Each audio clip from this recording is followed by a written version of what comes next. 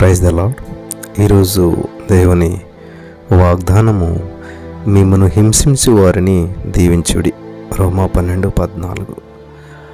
ఈ మాట చాలా కష్టంగా ఉంటుంది కదా, ఎందుకంటే ఖచ్చితంగా అందరూ హింసిస్తారు. హింసించే వారిని చూస్తేనే చాలా బాధ అనిపిస్తుంది. మళ్ళీ వాళ్ళని దీవించాలంటే వాళ్ళకి ఏదో అవ్వాలనుకుంటాం కానీ దీవించాలనుకున్నాం. కానీ దేవుని సూత్రాలన్నీ చాలా డిఫరెంట్గా ఉంటాయి.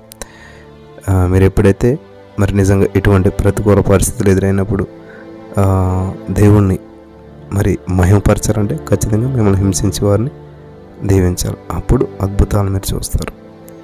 హల్లెలూయా.